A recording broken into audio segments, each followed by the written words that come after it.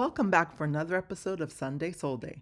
Today we are in the UK with Niketa Vakani, a dedicated love and relationship coach whose life story is a testament to resilience, courage, and purpose. She shares her extraordinary journey marked by health battles with MS, a lonely marriage, a grueling divorce, and how she turned her pain into purpose. Let's welcome her to the show. Welcome to Sunday SoulDay, Niketa. Thank you so much. I'm so glad we made this happen. Yeah, I'm so grateful to talk to you and wanted to kind of start because one of the common denominators that I have seen in so many stories that I've now told and also just throughout my career is there's so many common denominators within humans. And one of those things is Mm. transition, grief, and suffering. And so you have had some extraordinary transitions and have experienced so many things in your life that has brought you into your coaching. And so I wanted to talk a little bit about that and maybe start there from the transition in your marriage and then also the transition and the challenges that you experience with your health. Okay. Well, I mean, I got married it's not considered young, 28, but I knew my ex-husband for 7 months before we got engaged.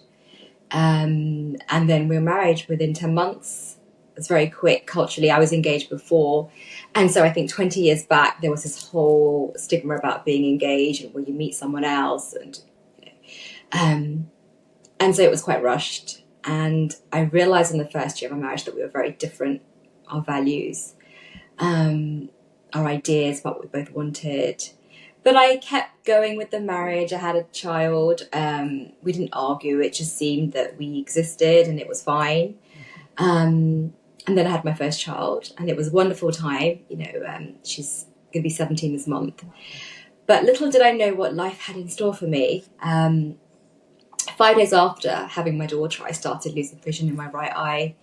Wham! It just went, and I ended up in A&E. I remember it was day 5 because that's when your milk comes in when you're breastfeeding. I had the baby blues. I was in tears. There was that worry and that fear about what is going on with my body. I just had a baby. I had a C-section as well, so I could barely walk. But that didn't even matter. Like, I was able to walk in hospital as if nothing had happened down there. There was no pain. It just all got forgotten because it was this focus on my eye. And I was in hospital for 24 hours because I got sent to 2 other hospitals, like specialists, and they examined me, and professors came in this teaching hospital. And they mentioned the word MS, and at the time I'd maybe heard of MS, but I didn't know what it was. Certainly didn't expect myself to have an illness called MS. But I tried not to focus on it for the next 2-3 months. I just focused on my healing. My vision never came back fully. It still hasn't to this day. And I remember being at the doctor's surgery at my consultants, and she said to me, we only diagnose MS if you've had 2 episodes 3 months apart. And she just started me and said, look, this is maybe just a blip. You'll get better. It could just be a viral cause.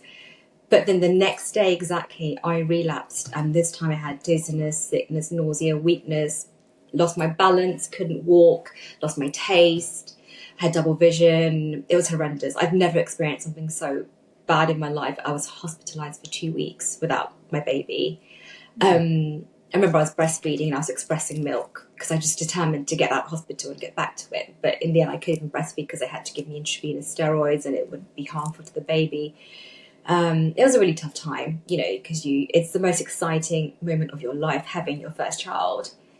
But it was all clouded by this horrendous uncertainty about my future and a possible lifelong illness, which they did diagnose in the end as multiple sclerosis. Yeah. Oh my gosh. Yeah. And I can imagine like being a new mother too. It's like that's already a major transition in your life. And Mm, then on mm, top of that, to feel like your body is kind of failing you in a way, like you're not able to get a handle on it and probably didn't understand so many things. And God bless the doctors, they're going through probably all the different tests, but I just mm. couldn't imagine what was your mindset during that time, like being a mother, being a new mother, not being able to be with your baby and really like trying to figure out what was going on with you. It was heart-wrenching being away from my baby. You know, at some point I talked about even having the baby with me in hospital, but it wasn't a good environment for a 3-month-old baby.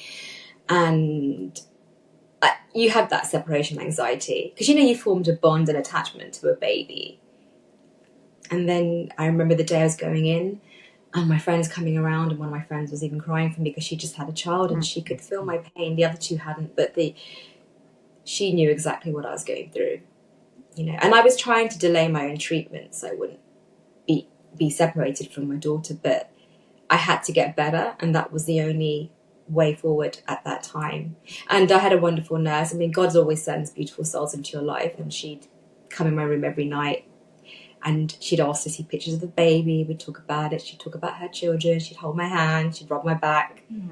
You know, it's beautiful that God does send you people to comfort you in your time of need. And she gave me a lot of strength, and I'll never forget that. Oh my gosh, God bless her. I'm telling you, nurses are doing God's work. They are just amazing. Like I had a C-section, and I just could not believe just how the nurses show up for you. Like, so shout out to every nurse out there. Like, you are amazing, and we're so grateful for you. I wanted to talk about like your, transition during that time, because you were, also in a marriage that just wasn't working, right? Had, several different challenges that you were experiencing on top of, trying to get healthy. Like, what did that journey look like, during that time? And then also, like, take us into your treatment in Russia. So when I got married, I was quite ambitious. I had quite a very good job. I was earning more than my husband at the time, and I was also like a homemaker. So, you know, we were thriving and doing really well. And then when I got my illness and things progressed, because after that I didn't get better, you know, I had 2 more relapses. It was all centered around pregnancy. So with my second son, the same thing, vision loss. I suffered from fatigue. I was bedridden. I was in pain. So I couldn't be that vibrant, energetic human being that I once was. And my husband at the time, you know, he worked for the police, and he's seen a lot in his career, you know, death, suicides. So he's very emotionally strong or numb or whatever you want to call it. And I've been in relationships since then, and I've seen what it's like when a man cares for you, feels your pain, empathizes with you. And I just don't think he was able to do that for whatever reason, you know. And I felt very alone and lonely in my head. You know, I'd cry myself to sleep because I was terrified of what my future was going to bring. Because MS starts with a relapse remitting sort of phase. So you have good periods in between. You never fully recover, but you have moments where you feel well and alive again. And then you have moments of deep, severe debilitation, which is very depressing. That's the only word. When you cannot use your body to do simple chores around the house, or pick up your baby, or, you know, hold them and walk because your legs are going to buckle. You don't have the strength. I don't think that understanding was really there for him. And I lived with those feelings myself. And as the marriage went on and I got worse, and particularly when one of my best friends committed suicide, so 8 years later, 2016, I did start to deteriorate. I didn't realize the emotional stress would cause a relapse, but it did. And I remember like being off work for months and just lying on the sofa, watching the whole of Game of Thrones from the first season to, you know, the most recent one, like 5 seasons, because I just couldn't move. And my mum came to help, and she took care of the kids, and she made the food, and she looked after me. And I think in his eyes, it was like laziness, you know, because it's an invisible illness. People can't see the pain that you're feeling, not just physically, but emotionally in your head. You feel useless. You feel like you're a burden. And that was communicated, you know, subtly in several ways. You know, like, I guess I'll have to take the kids to school because you can't walk or drive, or I'll have to take them swimming because you can't climb up the stairs. Like, these comments were made. And I just took them because I felt guilty, and I thought, yeah, you're right. I can't do these things. I am useless, you know. And I go to bed at night feeling worthless. Like, what have I achieved today? I'm just lying around. I did my best.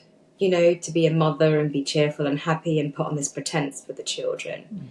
But as one day, actually, my daughter, she's like 5 or 6, and she was watching a Disney film, and someone on the Disney film was swinging his wife around, and she's like, Mom, why doesn't Daddy do that to you? And I remember thinking, do I really want my children to think that this is a healthy, happy marriage where there's no love shown, no jokes and laughter and love and happiness and joy and, you know, that closeness that you have where you bring your kids together and you're having inside jokes about your children?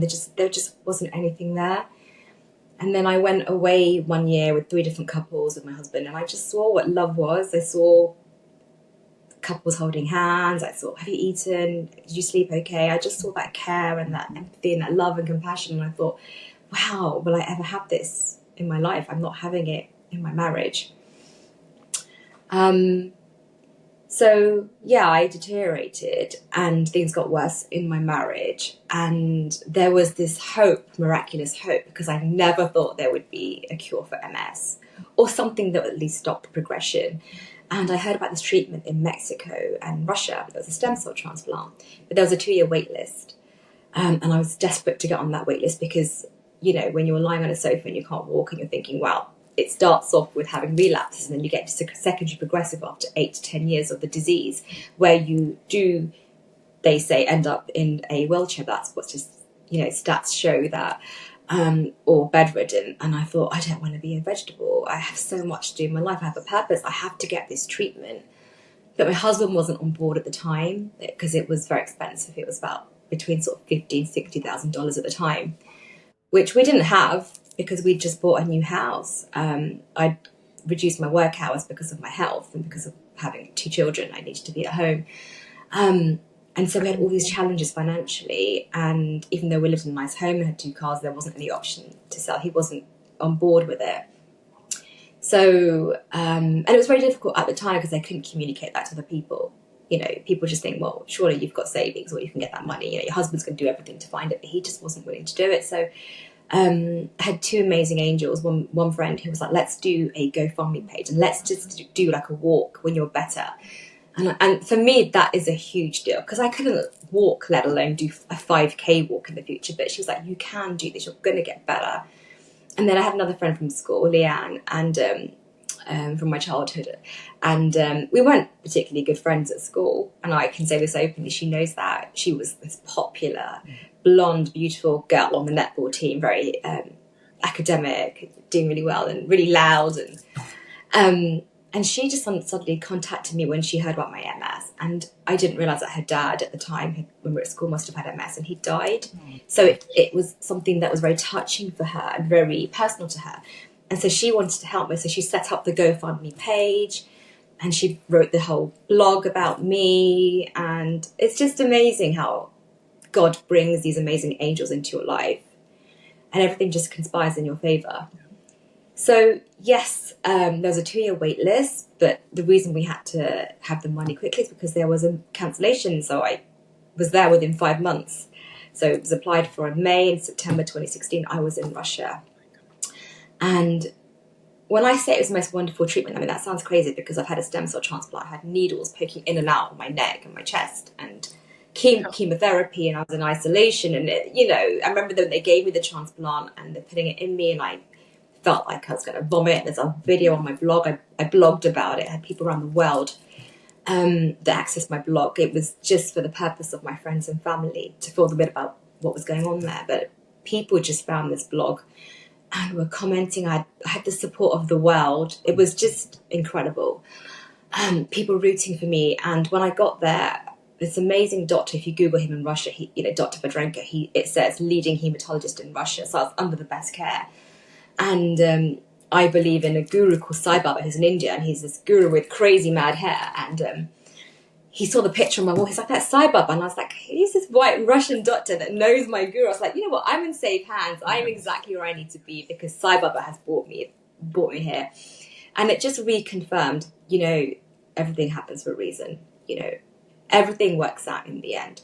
And I had the treatment. And before I went, I obviously was on blogs, listening to people's experiences of the treatment, and there were these, you know, big men who were quite robust and strong and tall, and they were suffering with the chemo. And I told myself, you're going to be fine. Don't think about their side effects and their vomiting and, you know, their horrendous symptoms. You're going to be fine. And I think if I compare, I kind of sailed through the chemo. God was with me.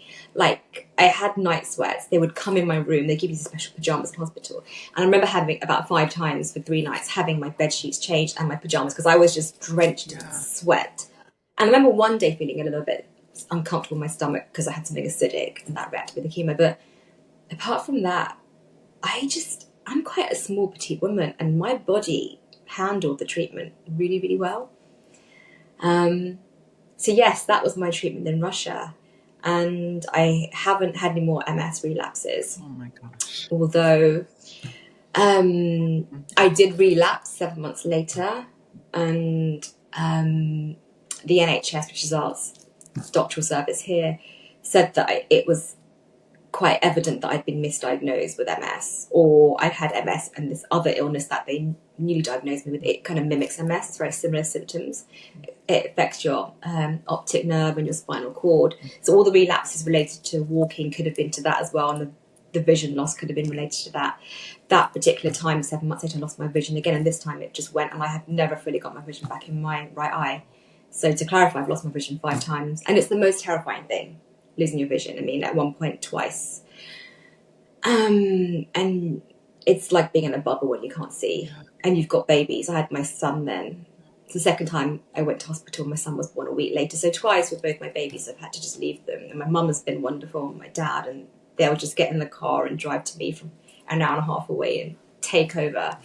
Very grateful for their health, because their health has allowed them to look after me. You know, it's normally the other way around. We look after our elderly parents. When I did come back from Russia, I came back in a wheelchair. And I remember the look on my ex-husband's face at the time. It was almost like a look of disgust. Like, well, you went to get the treatment and you come back in a wheelchair. You didn't go there in a wheelchair. Like, but I don't think there was the understanding that I've just had chemo and I'm very weak. And these are going to be the temporary side effects that I'm going to have. So yes, it was tough when I was recovering. I just don't think the understanding was there in my marriage. When I was in Russia, I decided that I would get a divorce because of all the events leading up to it, including not wanting to support me through the treatment. I'd received one text from my ex-husband that said good luck with chemo. And for me, that just wasn't enough. And there were lots of reasons why that he justified, because of his job. He couldn't have contact with Russia. And, you know, I don't really understand to this day what the truth is. But I remember having a very deep conversation with my dad out there and saying, Dad, I have to leave, because there's that whole cultural thing, you know, in the Indian community about getting a divorce. And I was one of the early ones out of my friends and family to get divorced, because 20 years ago it wasn't really common. You kind of survived your marriages. So I was one of the first ones in my community. So there was a lot of stigma attached to it, and the shame. And just the guilt of my parents. I'm going to humiliate. It's just awful for them, you know. So I couldn't get out of the marriage. And also the guilt with your children as a mother, like, how am I going to be a single mother? How am I going to cope? They need their dad. I'm breaking up at home. You have all these feelings that they need the presence of both. But actually, also children adapt the really well. failure, right? It's, you know, on top of that, it's also the failure of your marriage, you know, and that life that you knew. Like, it's, you start to feel like I failed, you know. So Yeah, you question what you did wrong. yeah, Absolutely. so I can imagine like your mindset during that time too, like, you know, feeling like your body was failing you, but then also, you know, just, you know, feeling emotionally, you know, vulnerable, and also, you know, feeling like your marriage was failing. Like, what was your I was so weak time? as a human. Like, weak physically made me weak mentally. Yeah. Like, I couldn't. I just depended on people to help me care for myself. You know, getting dressed, things like that. That's the extreme, you know. Staying outside a shower so I wouldn't faint or collapse when I was in it. My children would do that for me. My daughter, who was about 6, 7 at the time, she was amazing. She took care of me. She'd bring me up a banana when I couldn't get out of bed on a Sunday morning. And I remember my mum saying to her when she came up one day and I hadn't eaten, and she's like, tell your daddy that if mummy's in bed, make her some toast, because she felt awful seeing that I was lying in bed and by myself, you know? So these are the things that I had, that told me I had to get out, because I'm so lonely, I'm so alone, and everyone out there thinks I'm being taken care of. Maybe if I was by myself, physically alone, people would help me more, you know, because they know that she needs the help. But because I was in the marriage, nobody knew what was going on. And so I had to get out so that my kids and me could get a bit of support emotionally and physically too. And I have wonderful people that did that for me anyway at the time. But it's just amazing how God sends you amazing human beings, you know, school parents, best friends, family that just come and drop off food or take your kids to school for you, pick them up. You know, I'm very blessed that way, that God has blessed me with amazing humans in my life at the right time. Yes, You know. but that community is so important. And shout out to your parents too for just showing up for you and being there every step of the way. And, and your friends doing the GoFundMe. Like, it is so, the community around us, I always say it takes a village, to raise a child, but adults need villages too, and to Mm-mm. do our life. Like, we're not meant to do life alone. And so it's so important, however you see community, however large or small, you want your community to be, but to have community. And Mm. it's just so beautiful, like you said, just the people that God surrounded you with, that just really really showed you the love that you were hoping, the love and care and understanding and compassion that you Mm. were hoping to receive in your marriage but just didn't. So Mm. wow. Oh Yeah. my gosh, your journey is just like, I'm just amazed. And it's, I'm so curious because, like, at any point, did you experience that? Were you angry? Did you question God? Or did, Mm. your relationship stay strong? Gosh, all the time. I mean, we believe in karma in Hinduism. I went to Sunday school where I was taught about different religions, so I'm quite multi-faith and I take practices from different religions. But I ultimately believe that you reap what you sow. And I was like, what have I sown here? Like, what did I do in my past life, for example? Like, I'm a horrendous human being. And I'd say to God, but I've been good in this life. So why am I being punished now? Like, what have I done that is so bad? I'm trying to be a good human here. So, of course, you have those moments that you get angry with God. Yeah. But I always get reeled back in by God. Mhm. You know, I will get on my hands and knees and I will pray to Jesus by my bedside. I still do that when I'm in times of real despair, when I'm on the floor, and I will say, Jesus, just take over. You know, there's a special prayer called the I don't know prayer, and it's when you're in a situation and you don't know what to do next or where to go or where the help's going to come from or how you're going to be able to say, God, I don't know, but you know. And so I need you to take over now. I just need to surrender this to you. Just give it all to you. Mm. Take over. And in those moments, God does listen. Something always happens without fail. Miracles happen. Something is sent in the post, someone comes at the door. You know that God has answered your prayer through another human being or a situation in life. And that's what, each time you feel angry, got upset, you have to go back to previous experiences that you've had and remember that you've gone through this before, but you've come out of it. But God has taken you out of it, and He will always carry you and take you through it again. That is so good. I'm so glad you touched on that, and also surrender, and I think it's so human of us to try and control or hold on to things, Mm. whatever state we're in. And a large part of it is because we're in a fear state and not a love state, and I think it's so difficult for us to really truly surrender, whether it's, a job, and surrendering the outcome if you're interviewing and not getting Mm, attached, mm, mm. like, it's very difficult for a lot of us. It's a practice that I've had to practice for many years in order to get really good at it, And so, like, it's Mm. something that Yeah. I do every night. I surrender. Really, I do three things. I practice gratitude. I let go of Mm. things that maybe occurred, that just, doesn't really matter as much. But the things that I care about, Mm. that I understand that I don't have to carry alone, I surrender those to God. Amazing. I love that. Yeah. I Well, love that. You feel so much lighter as well, don't you? yes. when you know that it's in God's hands.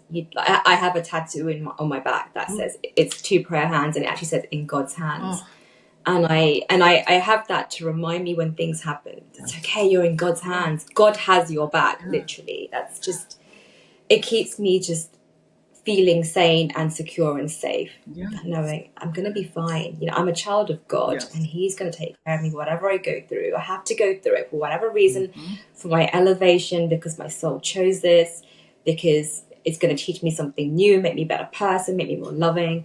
You just have to trust. And I've been working with a spiritual coach, and I need to mention her, Dr. Risha Joshi at Get Conscious. I mean, she said something so wise to me last night, and I want to share that. And she said, God and life doesn't reveal everything to you at once.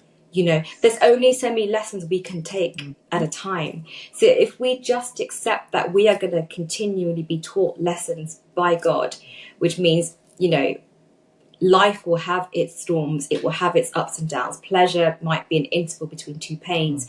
But if you just embrace that and you live in acceptance of every situation you're through, you'll know that you're going to come out of it, but you're going to learn something and be stronger and more elevated as a human. Exactly. And it's just remembering that every time you're going through something. Such beautiful advice. Oh my gosh, I love that. And it's just so spot on. I was gonna say something similar. It's just, even when you don't know the outcome or why something's happening, it's really knowing that you're not alone, and to, surrender, like even knowing why something is happening, and I think it's so human of us to want to like have the answer right then and now, because we have so many things that are instant gratification, right? Or instant, it's like we can Google stuff, and get answers, but that's not how God works, so I tell people, hey, God's not Google, so you're gonna have to That's so true. you're gonna have to go through I life. actually Google, I do the same thing, and like I'm writing to God, and God give me the answer through Google, but you get your answer in other ways, and you eventually will get your answer, and you will eventually look back and think, this is why this had to happen for me, because I've become this since then, So it's just remembering there's a lesson in everything in life. Absolutely. Absolutely. Well, talk to me a little bit about your transition, turning kind of some of your challenges in your pain into your purpose. Now you are coaching, and that's how we kind of met, through the Jay Shetty coaching certification school. Like, tell me a little bit about why you decided to go that route and become a coach, and also like tell me about the person that you serve. So lockdown was a period of reflection for me, like probably it was for a lot of people. And I was just like, I need to do more with my life. You have more time to think, like, what am I doing? What has happened to the world? There's more purpose here. And I remember at the time when I was ill saying to God that I'm a waste of space if you bake me a vegetable. Like, I want to serve you. I want to do your work. My guru Sai Baba's motto is love all, serve all. I have it tattooed to my arm. Like, it's just all about being in service and love to human beings. And I came across this ad for Jay Shetty coaching, and at the same time my best friend saw it, and she sent it to me, and I was like, that's a sign. She's like, Nick, I think you'd be really good at this. So I applied, I graduated, I think sort of October 2021. I've been a coach since then. And I think what makes me different, I'd like to say, from a lot of coaches out there, is the fact that I've actually suffered pain physically, emotionally myself. Like, I can really empathize with humans. And because I've been in that place, I can't bear for other people to go through it. Like, because I found solutions for myself, I just want to be able to be someone that can help someone find their own solutions. Because as we know, coaching isn't about telling people what to do. We all have our own answers within us, but it's actually guiding someone to find those own answers within them through reflecting, through direct questioning, through eliminating their trauma, getting to the bottom of why they're going through what they're going through. I just want to be a part of someone's journey of healing. And so that's why I feel so passionate of working with women to come more into their self-love, because that's something that I've had to learn throughout my life. As a child, there's been some bullying. Even at university, I was bullied. I've been in some quite abusive, narcissistic relationships. And a lot of that can destroy your own self-worth and your self-esteem and your beliefs about you as an individual. And so I've had to do sort of deep inner work myself. I did a lot of work with Louise Hay's mirror work, which involves, it's a 21-day course where you have to look in the mirror and tell yourself that you love yourself. And it's really difficult on day one. So you just start with, I'm trying to love you. I'm doing my best to love you. It's very gentle. And say about 2-3 years later, I can look in the mirror now and I can say, you're amazing, you're beautiful, I love you. And I do it every day, even if I fall down, like, you're doing your best. And I want to instill that in other women, you know, who have had to listen to negative messages throughout their life. And I want them to feel that love and acceptance and approval of themselves, because when you are fully embedded in self-love, that just filtrates to all areas of your life. You become a magnet for love too. You know, what you give out comes back to you, and you glow with a different aura. You know, you shine as a beacon. And it's just so important to be loving, you know, and kind in a world that there's so much going on right now, you know, in the world, you know, with the fires and the wars. Like, one person can make such a difference. And the love that you give out will cause another person to feel that love, and they'll give that love out too. And it has its ripple effect, right? So if we can all be this embodiment of love, which I'd never really understood the meaning of. My Sai Baba, my guru, has always said, be an embodiment of love. And I never knew it as a child, but I get it now more this year because I work with little children in a school. I'm also a part-time primary school teacher. And I see how loving and kind and forgiving they are. They just adore me. And I sometimes wonder why, because I'm so strict and disciplinarian. But it's just that unconditional, pure love they have. And I think, you know, if children can be that way, why as adults have we lost that along the way? It's because we've heard so many negative messages that have made us defensive and hardened ourselves and not made us love our own selves, so that we relay that to other people too. That reflects in our own behavior and action sometimes. Oh my gosh, thank you so much for sharing that. And I just love how you're working with women. Like, this is something that I convey on all of my platforms, you know, whether I'm creating content, you know, working in my newsletter, working with individuals, is just getting to a place of radical acceptance and loving yourself more. Because the thing is, and if you think back to like your, you know, relationship, your marriage, it's like people can only love you as much as they love themselves. You know, people can only meet you as deeply as they meet themselves. So if they're remaining on the surface within themselves, they haven't done their work, their inner work, they're not going to be able to show up for you in ways that you need, you know? And so I have learned this, you know, like throughout my life. Like, I look at, you know, how I lack self-love at one point, you know, I also lack worthiness at some point, you know. That book, you know, by Jamie Kern Lima, where she talks about in Worthy, you know, there's 4 different types of people. And it's the person that, you know, has self-love, that lacks worthiness, or a person that has high worthiness and lacks self-love. Then there's the C person that lacks both. And then finally, the D person has both. And I've been all of those things, you know, throughout my journey. And getting to the D required me to really have radical acceptance for where I was right now, and understanding that I was enough right now. You know, even though I wanted to grow and discover myself deeper, you know, I call it the pomegranate effect, is really peeling yourself back to get to your sweet spot, right? It's, you know, if more people do that and love themselves, like, you will be a beam of light for others. Because again, you can only love someone else as deeply as you love yourself, you know? Exactly. And it's not an overnight miraculous change in your personality. You know, it's like every day I have to do this. And there are days where I struggle. Still fall. Like, I struggled if I'm tired and things aren't going well in an aspect of my life. I struggle to look in my phone mirror and say, I love you, you're doing your best. Because sometimes I feel like I'm not, but I have to say, you know what, you're trying. And it's just being kind to yourself when you speak to yourself. Because it's like, why would you talk to your own children in a critical, negative way? You know, why would you talk to yourself? So I do an exercise where you imagine your inner child, you as a child, and you take your child for the day for a walk, and you are that child. So what you're doing with that child? You do playful things, happy things, you give it praise. You know, these are some of the exercises you do with Louise Hay. You really get into that deep childhood trauma and find out where these messages are coming from, and then you reverse those messages. So what would you say, what would you have said to yourself at that time? How would you have given yourself love? How would you have comforted yourself? When you are fully in your self-love and you're proving yourself, when someone attacks you or criticizes you, you don't really care as much because you think, it's okay, that's not me. I love myself. I'm sorry you're going through something that you feel like you have to deflect on me or Exactly. take it out on me. It's okay, I forgive you.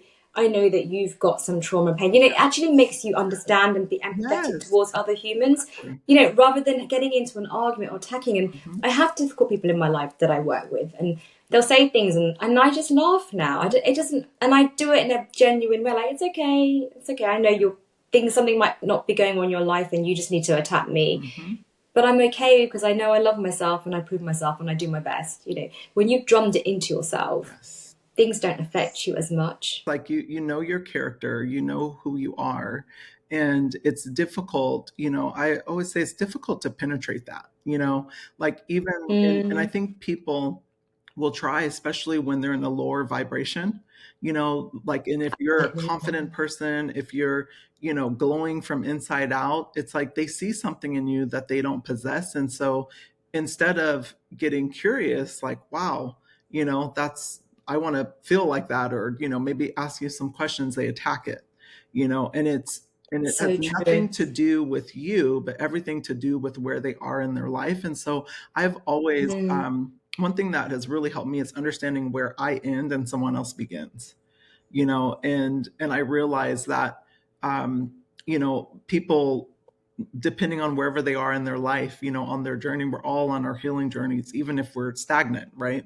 We're still on it mm, mm, because God put us on it. So um, I just realized that, people can only show up as deeply as they meet themselves. Like they can only love you as much as they love themselves. And when they lack self love, self worthiness, and they mm, see that you mm, don't, it's an indicator for them to attack, because they're like, well, why do I feel this way and she doesn't, And so I've had that, throughout my life, from coworkers to, mm, relationships mm, to partnerships. And I just understand it has nothing to do with me. It has nothing to mm. do with me. And so I can hold Yeah, space for yeah. them, pray for them, Mm, mm. and wish Exactly. them well, because it has nothing to do with me. And I know I can't do the work for them. And isn't it a wonderful place Yeah. to be when you are in that position, when you can feel? And it's taken me a long time to get there, Yeah, me too. but I've got there now where I'm just like, it's not me, it's okay, it's you. And you can also send them that love and compassion genuinely when someone's attacking you, Yes. rather than having angry thoughts. You're just like, it's okay. I send you love, I send you kindness, I send you healing. Yes. You'll get there, or you say, are you okay? If Mhm. someone's attacking you, are you okay? Is everything all right? Did something happen? You just turn it to them and ask them what's up, And rather than sometimes they're taking it not even in a personally. space to answer that, right? And so I think too, it's like what I have learned is that even when you hold space, sometimes no words even need to be exchanged. It's just allowing them to show up Mm, however they choose to show up, mm, mm. allowing them to believe whatever stories they're telling themselves, and That's and allowing them to have whatever experience they want to have, in that particular exactly. moment. and Yeah. and then something that I have done and it's really helped me is release people with love. Like I Mm, don't want to hold anger, because I realize like holding anger is like holding exactly. sadness and all Yeah. these negative things in your body, and it weighs on you. It's like stress. And so I don't want to hold on to any of that. So I release people to God with love, because at the end of the day, Exactly. they have to do their work with God. So yeah. Yeah.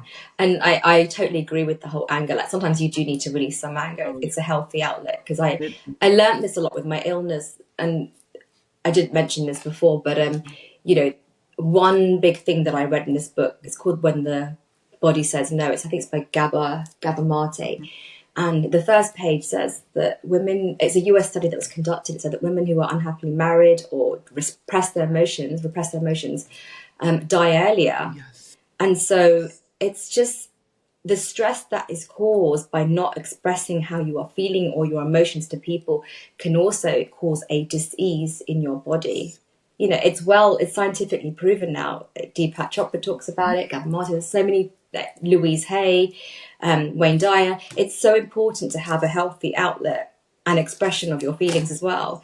And even if that means punching a pillow sometimes, Whatever. or just saying something to someone, because by keeping it in, you are causing that harm to your body. That stress is going to manifest as possibly an autoimmune condition because you're attacking yourself instead. And that's what an autoimmune condition is when when your body attacks itself.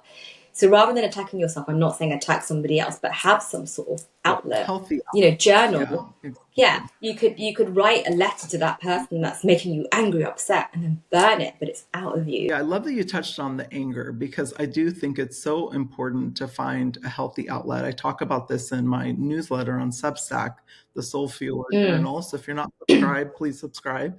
But I talk about that, and how it's so important to find whatever works for you. But I gave a lot of different examples: writing a letter, to screaming in a pillow, punching a pillow if you need to, going to boxing, like boxing it out. Like there's rage rooms, like there's so many different ways. Like I used to actually write emails, like angry emails, I call them angry. We've all been there. Because I would just say whatever with no filter, right? So then when I actually had the conversation, like I could have it in a more healthy way as opposed to coming with all that, energy, right? And so, and I got the release of just sending it to myself. So it's like, boom, I sent it, right? And then I would delete it, but it still felt good, to hit send, and so that's how I would release my anger, or I'd write in my journal. And so I think it's so important to find ways, to really, it's really about finding your voice, because I think like a lot of women, for whatever reason, we lose our voice. Like I used to see it in tech, like in rooms, we'd be in conference rooms with leaders, and you see the men, they're so comfortable using their voice. If they disagree, they're going to tell you they disagree. And women we're so like, we pause. It's like almost like we stop ourselves. And I can only imagine how that festers in you, when you continue to do it in all areas of your life. So I just love that you touched on that. I think as women, we want to be in our feminine as well, don't we? We want to be nurturing and warm. And we think that by speaking up, we're going into our masculine energy as well. So it's having that balance. Like you would defend your children, wouldn't you, for any cause? Yeah. So why would you not speak up if a cause is important? And, that it might defend somebody else in life. It might benefit someone else. It's really important to use your voice. And another quote that I read somewhere, and I love this quote, and I use it because I went through lots of court battles during my divorce, but also I lost my job last year due to my MS, and I had to have a hearing about that. And I remember being so nervous about having to state my case, but I read this quote the day before, and it said, walk into that room like God sent you. And I thought, how powerful is that? Like, God wants me to be here. God wants me to speak, because whatever I'm going to say is maybe going to help somebody else in the future.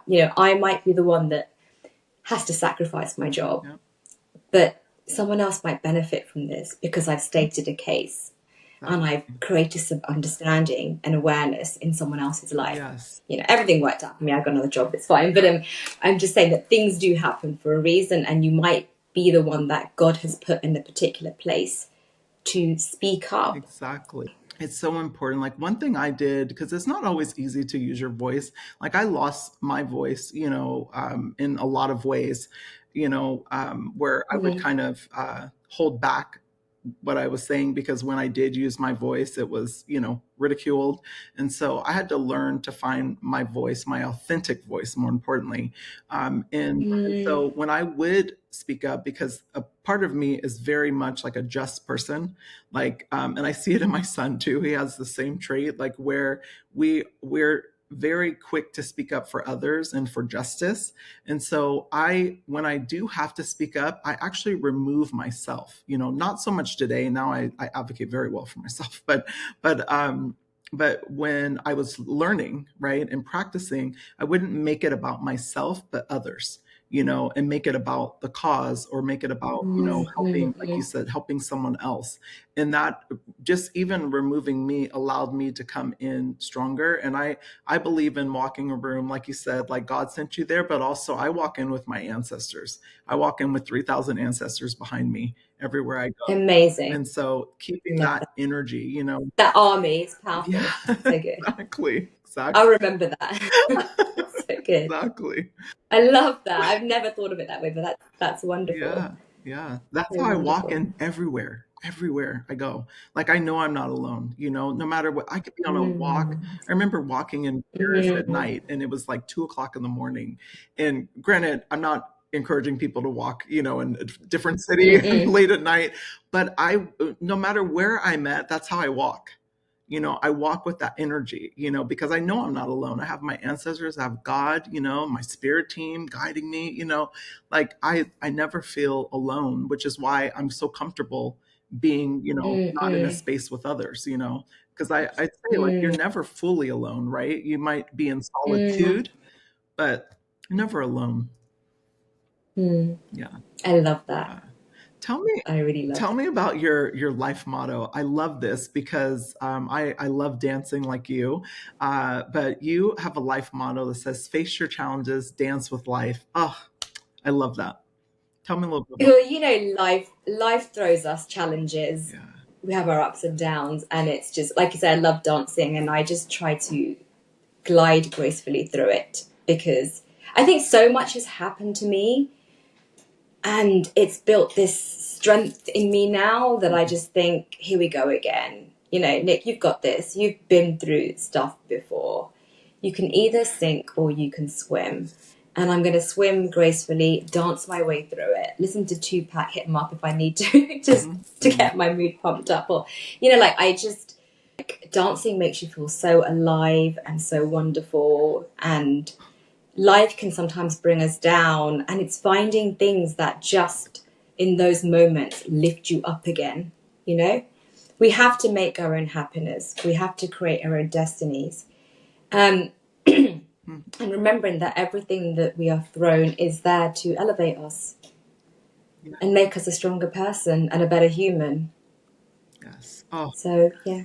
I love that. When I saw that, I think you had it on your social media, and I was like, oh, I just love that. It reminds me of that song. Music is such an important part of my life.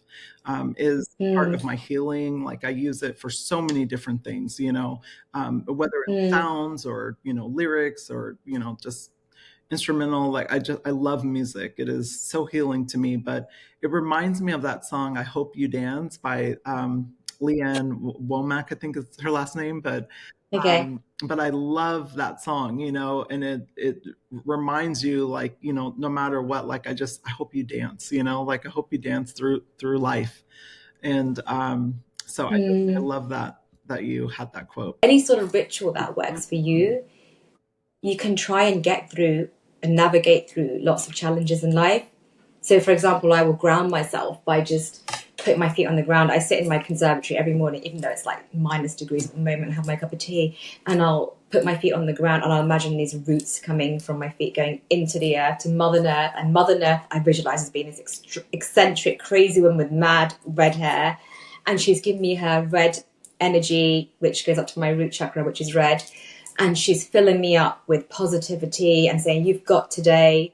And then I also visualize my gurus just showering their white Yes. light, down through my body, that beautiful white light. And that's my protection, which I tell me protects me from any negativity coming in, but also protects any negativity from me going out, Yeah. so that I'm shining all day.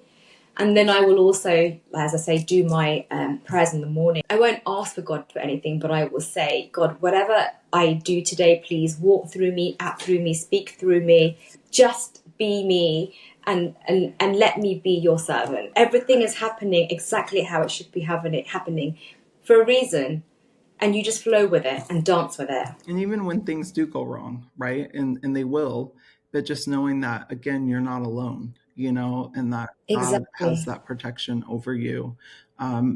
Because I'm looking at right now just what's happening in the world, and things do go wrong, right? But but I imagine like this kind of protection around me, you know, even when things do go wrong, that God's right there. Mm, So I love that you mentioned that. Thank you for sharing your rituals. It's one of the questions I ask everyone because, the tagline for the show is weekly fuel for your mind, your body, and your soul.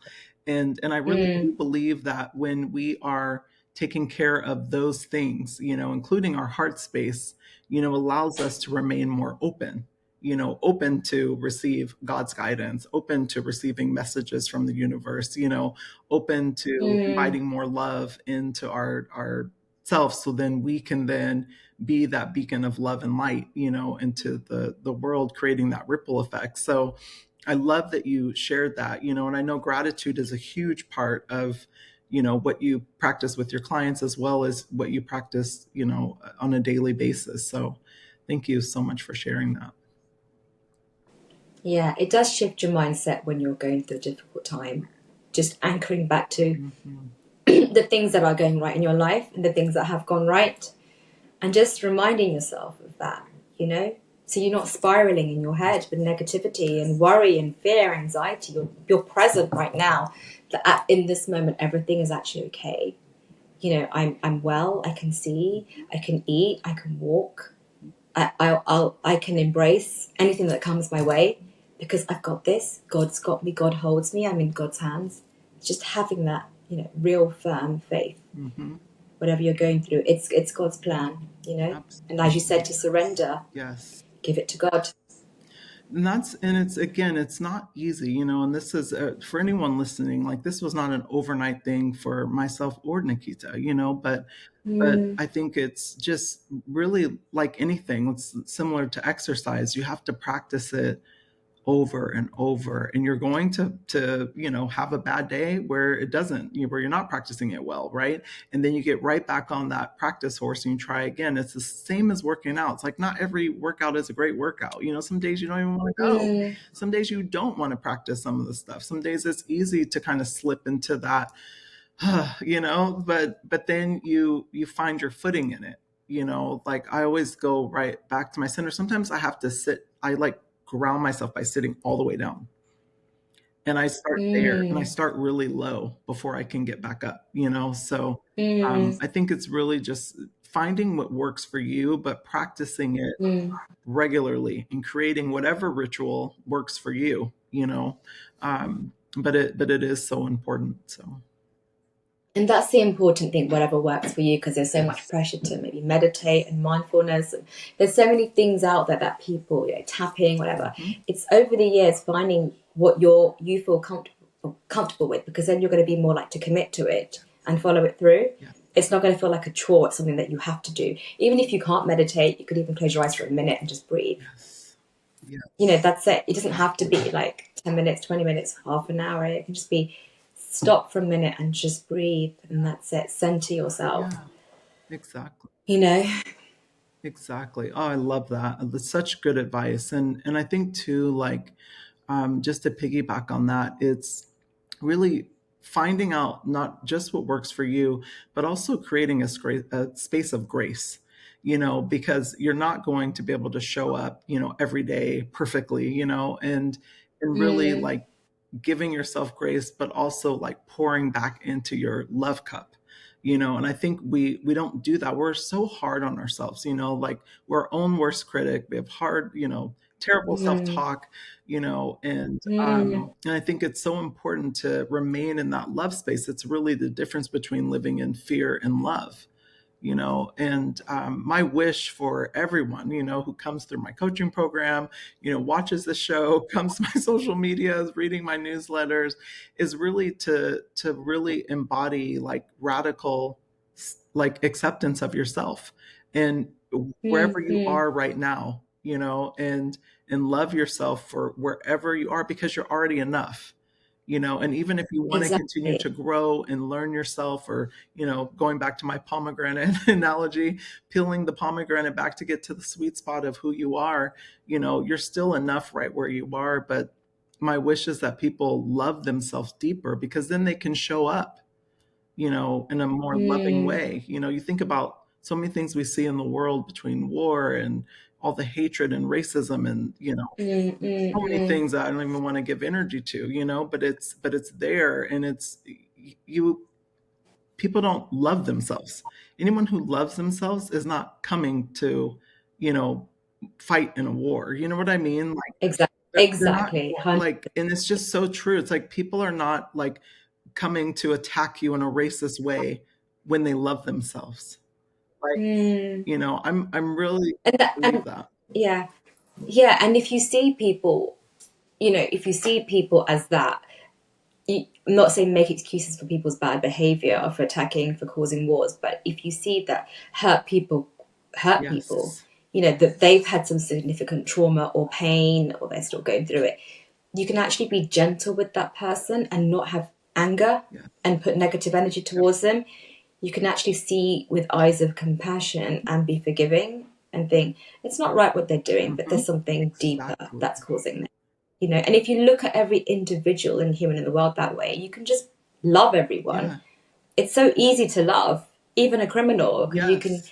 say, you know what, that's awful what they did. I'm not, God will be the judge, but I Yes. shouldn't judge. But there's something that's caused this, Yeah. abusive childhood, Exactly. being neglected, something that is causing that person to have gone and done what they've done. Yeah. It's And you're just not seeing it. excusing You the can be behavior, compassionate. right? It's like you're not excusing or condoning the behavior, but it's something No, that I no. have learned, and this is a growth of mine, right? Is that God is actually even in that moment. Like Yeah. even in the worst of times, like right now, witnessing the fires, God is there. We're all created through God. And so if you think about it like that, right? Like that God is even in those tough moments, and even in those hard, even in depression, or Mm, even when you're not well, you're sick, like, even when someone is attacking you and hurting you, God is still in that person. So I understand that, like, because God is everything.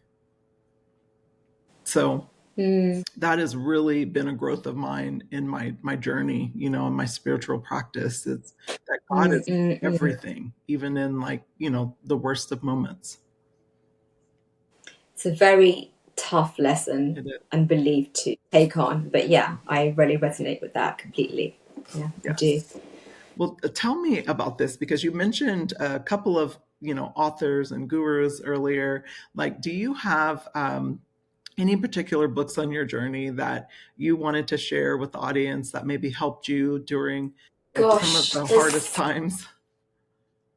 I mean, I read a lot of books by Louise Hay because when I got diagnosed, I did everything that I could to identify the root cause of what I was going through, because I tried the dietary avenue. I took the dietary avenue. I used to have kale shakes every day with berries because they've got antioxidants, anti-inflammatory, everything. I had everything very nutritional, but I still relapsed.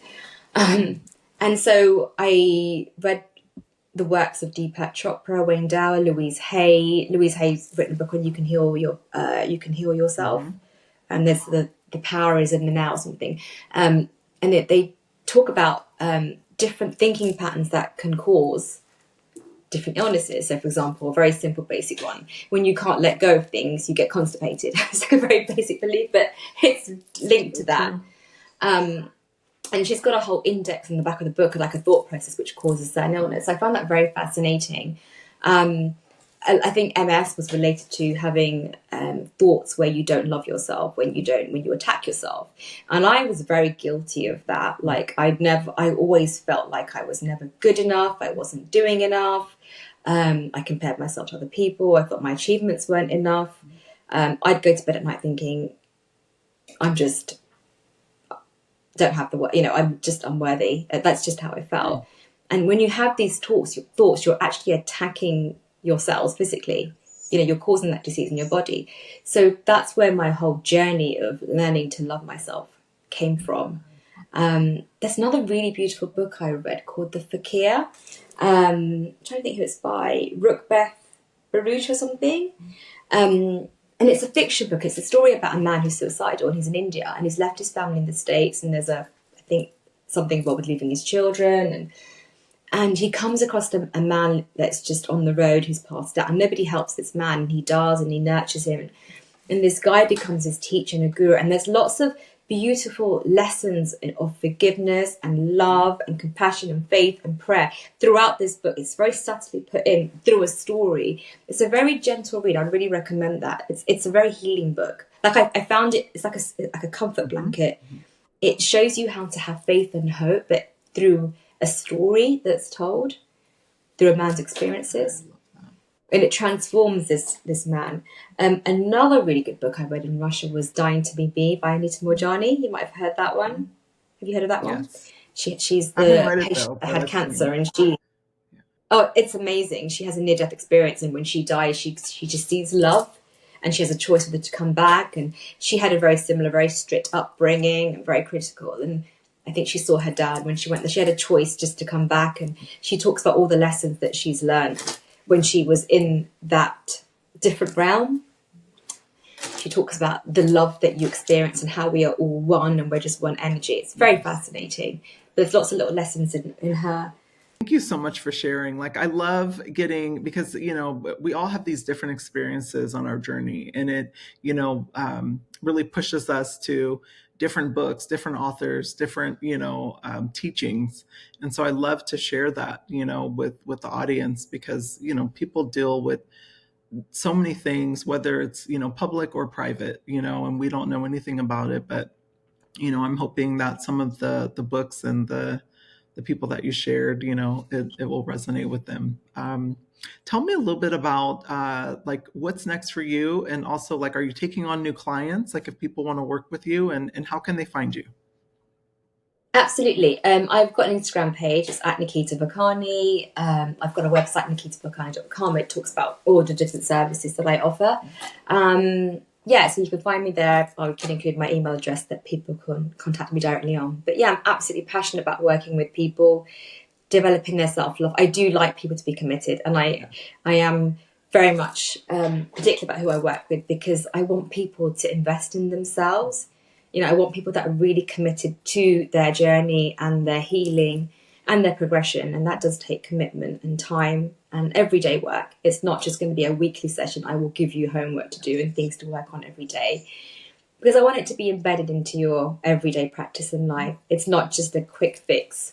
It will be something that you take on for the rest of your life to improve your life. Oh, So I yes, love that. I'm Well, there and to help. it's, I call it your leadership garden, and a part of that garden is, getting to the roots, pulling those roots up that aren't working, aren't serving anymore, but also Mm, unlearning and learning. And so in order to learn, you have to create space for new tools, and so that's really what the homework is. So if you're working with the coach, that homework is really you developing new tools, that you can mm, practice.